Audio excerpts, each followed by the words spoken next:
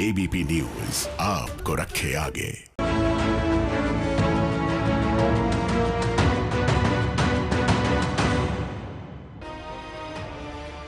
नमस्कार, मैं हूं सुमित अवस्थी और स्वागत है आपके पसंदीदा शो भारत की बात में।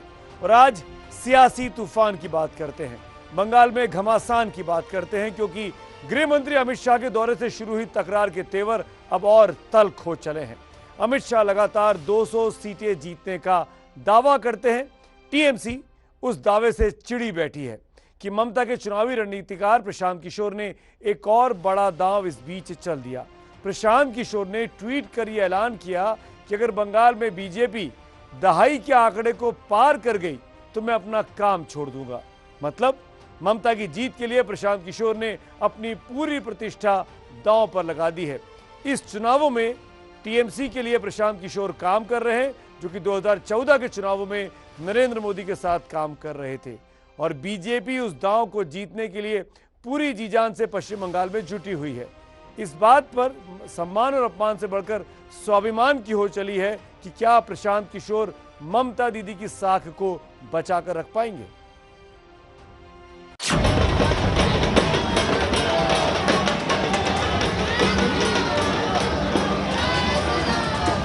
भारतीय जनता पार्टी की सरकार बनाएंगे, ठोस रवैया बनाएंगे।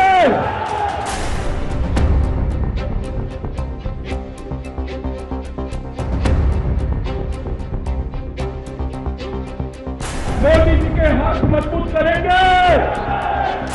अमित जी, आप तो होम मिनिस्टर है, आपको ये शोभा नहीं देती।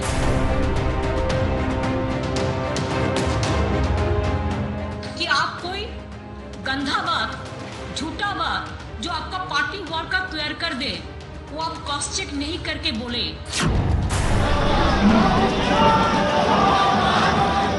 यहाँ पर तृणमूल कांग्रेस को उखाड़ कर फेंक देंगे।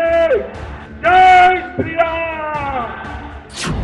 गजब की हुंकार है, गजब की ललकार है, वार है, तकरार है। ममता के गढ़ में बीजेपी का तगड़ा सा प्रहार है।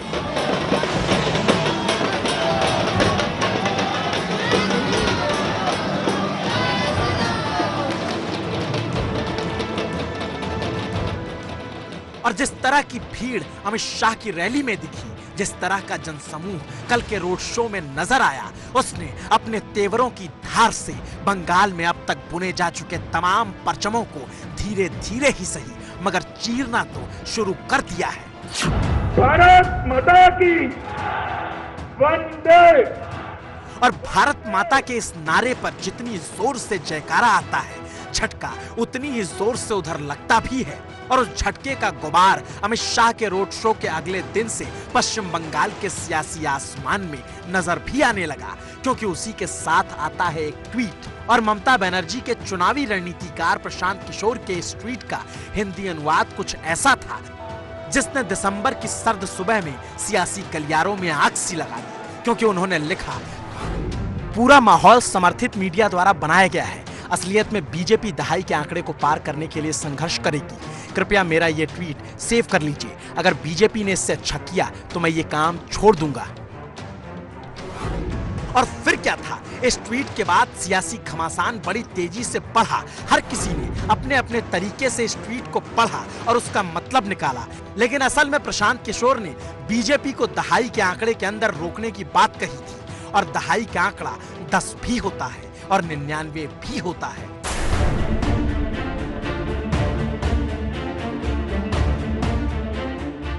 तो फिर ऐसे में क्या ये मान लिया जाए कि टीएमसी के प्रमुख चुनावी रणनीतिकार प्रशांत किशोर अभी से उस बीजेपी की 99 सीटें मानकर चल रहे हैं, जिसे पिछले विधानसभा चुनाव में मात्र 3 सीटें मिली थी?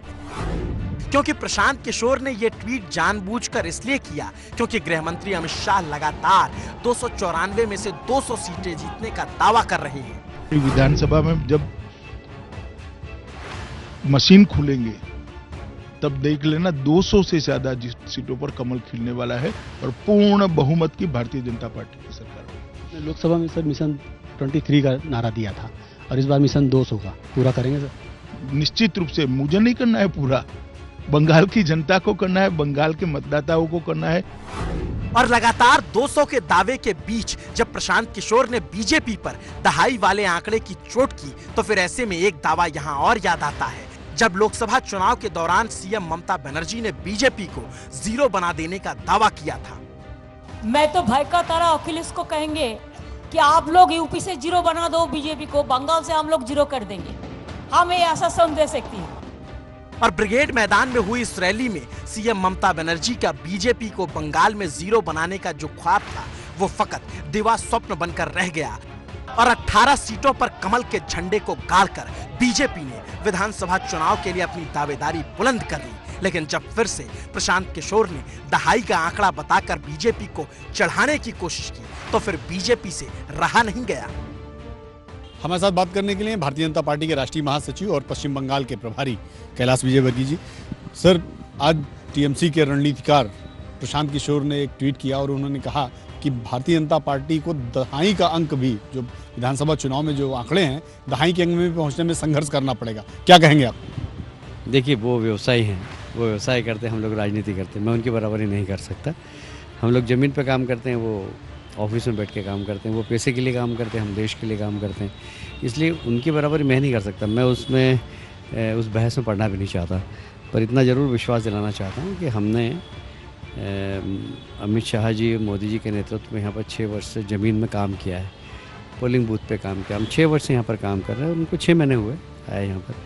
यदि उनका ये आकलन है तो हो सकता है, पर हमारा ये दावा है कि सरकार हम बनाएंगे। वो काम छोड़े नहीं छोड़े, हमें उससे कोई मतलब नहीं है। यानी दावा तो यही है कि प्रशांत किशोर कुछ भी कह ले, लेकिन जीत तो बीजेपी की ही होगी। और बीजेपी को यह आत्मविश्वास मिला कहां से, उसे बताने की जरूरत नहीं है, क्योंकि पूर्वी मिदनापुर के रोड शो में जो कुछ दिखा वो काफी कुछ कह गया था।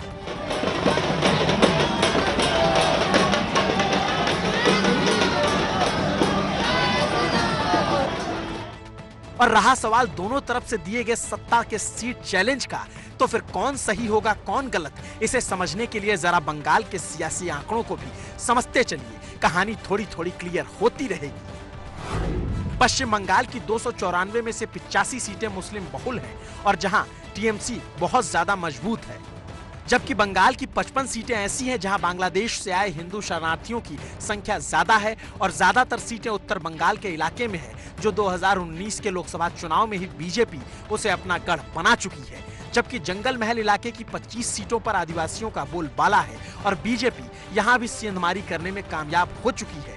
यानी 294 में से 165 सीटों का हिसाब तो क्लियर है। 80-85 के मार्जिन के साथ बीजेपी और टीएमसी में सीधी टक्कर होती नजर आ रही है, जबकि बाकी बचे 129 सीटें दक्षिण बंगाल के इलाके में हैं। और लोकसभा चुनाव के दौरान भी वो ममता के अभेद्य दुर्ग की तरह ही नजर आया, क्योंकि भले ही लोकसभा चुनाव में उत्तर बंगाल के दार्जिलिंग, जलपाईगुड़ी, अलीपुरद्वार, कूच बिहार जैसे जिलों में बीजेपी ने टीएमसी का सुपड़ा साफ कर दिया था, लेकिन फिर भी शुभेंदु अधिकारी के पकड़ वाले पूर्वी और पश्चिमी मिदनापुर इलाके में बीजेपी अपनी सियासी घुसपैठ नहीं कर पाई थी। लेकिन अब कद्दावर नेता शुभेंदु अधिकारी के बीजेपी में जाने से टीएमसी का वो दुर्ग भी दरकने लगा है,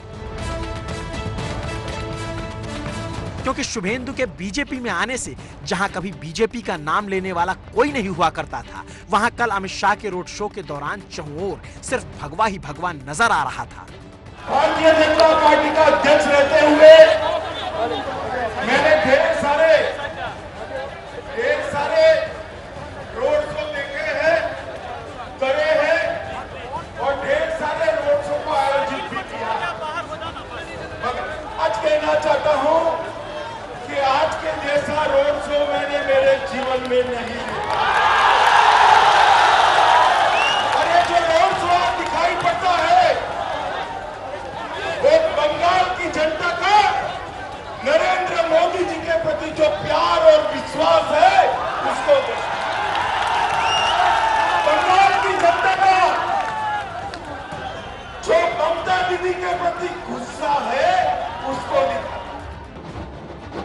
रोड शो में ऐसा नजारा था कि जमीन तो छोड़िए छतें तक इंसानी शरीर से पट चुकी थी। और इस पूर्वी मिदनापुर में भगवा में भीड़ देखकर आश्चर्य इसलिए भी होता है क्योंकि पूर्वी मिदनापुर जिले में कुल 16 विधानसभा सीटें हैं। 2016 के चुनाव में 16 में से 13 सीटें जीत टीएमसी ने स्वीप किया था, जबकि सीपीएम को 2 और सीपीआई को 1 सीटें मिली थी। बीजेपी का पूर्वी मिदनापुर जिले में खाता तक नहीं खुला था। यहां तक कि हाल ही में हुए लोकसभा चुनाव में भी पूर्वी मिदनापुर की दोनों सीटें टीएमसी ने बड़े अंतर से जीती थी।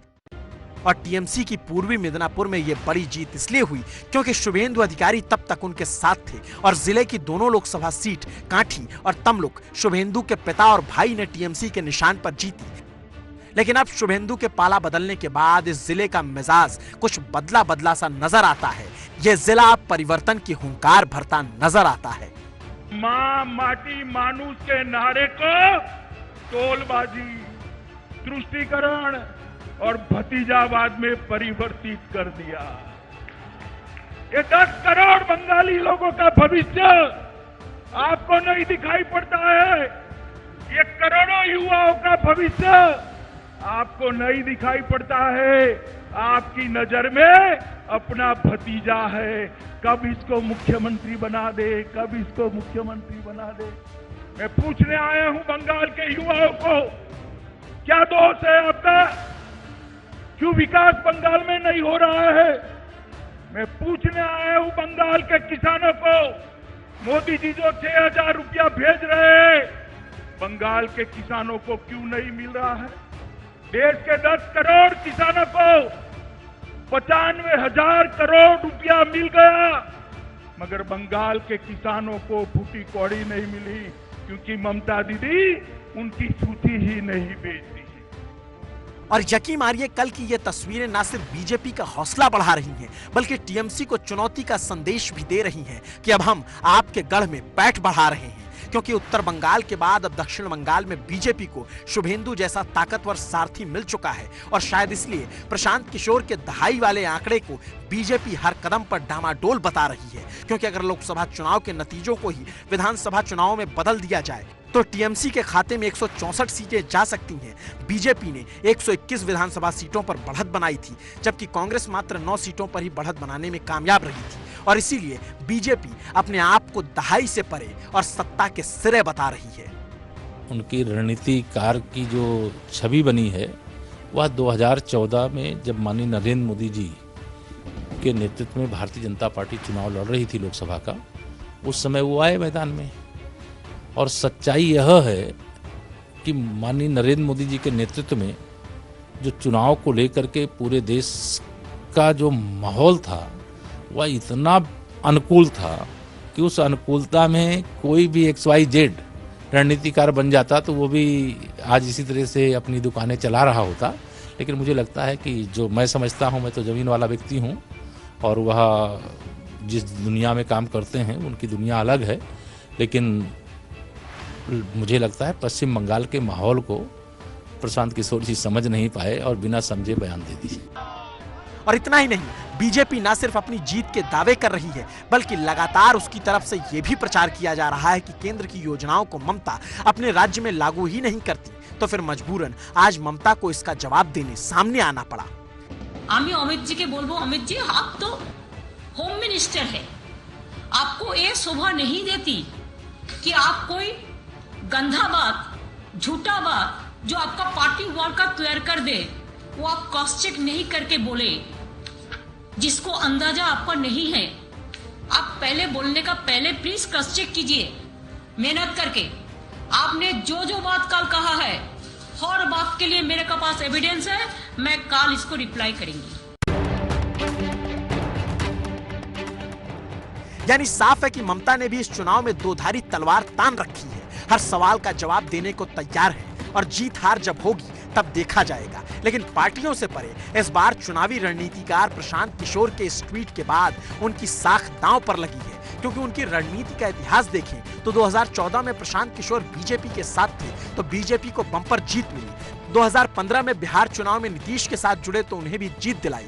2017 में उनकी नैया जरा डूबी और यूपी में एसपी कांग्रेस गठबंधन को हार मिली, जबकि पंजाब में कांग्रेस को जिताने में कामयाब रहे थे। 2019 में पीके ने आंध्र प्रदेश में जगन मोहन के लिए काम किया और सत्ता दिलाई। 2020 में प्रशांत किशोर दिल्ली में आप को जिताने में कामयाब रहे और 2021 में पीके, ममता और डीएमके के लिए काम कर रहे हैं। यानी मोटा मोटी देखें तो पीके का इतिहास सफलता का ही रहा है, लेकिन इस बार बीजेपी को दहाई में समेटने की चुनौती देकर उन्होंने बड़ा रिस्क मोल लिया है और बीजेपी अभी से उनके फेल होने की भविष्यवाणी करने लगी है।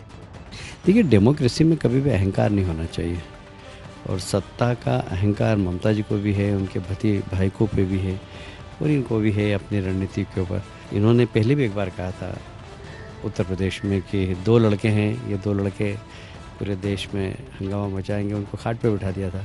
अभी तक बेचारे वो खाट पे बैठे हैं, स्टूल भी नहीं मिला उनको, कुर्सी की बात तो छोड़िए आप। तो ऐसे दावे होते रहते हैं। भारतीय जनता पार्टी पीके के दावे को ध्वस्त करने का मूड बना चुकी है, तो वो खुद दीदी का दुर्ग बचाने में जान लगा रहे हैं। यकीन मानिए, बंगाल की सियासत अभी से वो रंग दिखाने लगी है जैसा आज़ादी के बाद के पूरे सियासी कालखंड में शायद कभी किसी ने ना देखा हो। हमारे चुनावी इतिहास जीत हार की तमाम किस्सों से पटे हुए हैं। पार्टी में आने जाने की रवायत भी खूब देखी है हमने, मगर शायद ये पहली बार हो रहा है कि किसी की मोहब्बत पर सियासत की मार पड़ी है।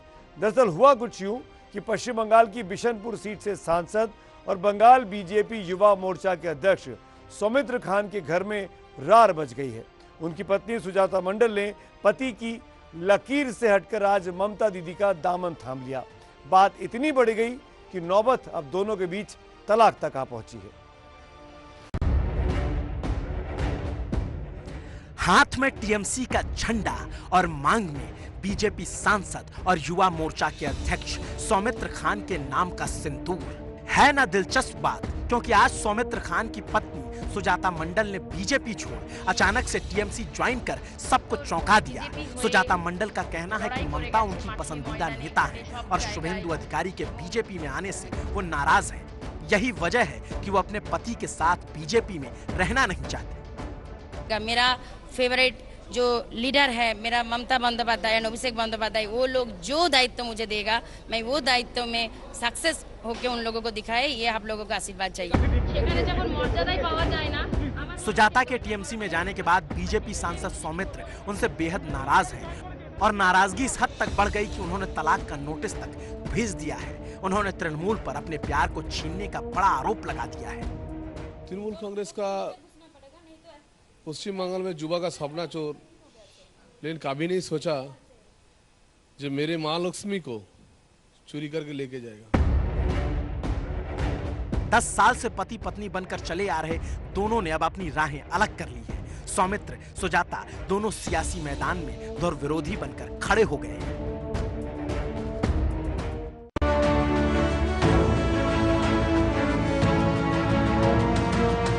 अटल बिहारी वाजपेयी की जयंती पर किसानों के साथ प्रधानमंत्री नरेंद्र मोदी एक बार फिर से संवाद करने वाले हैं।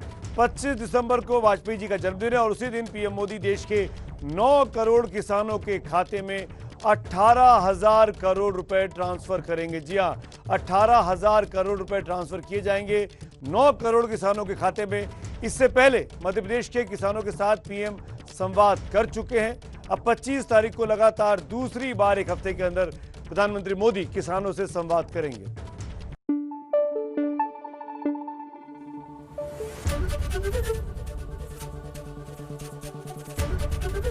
एबीपी न्यूज आपको रखे आगे।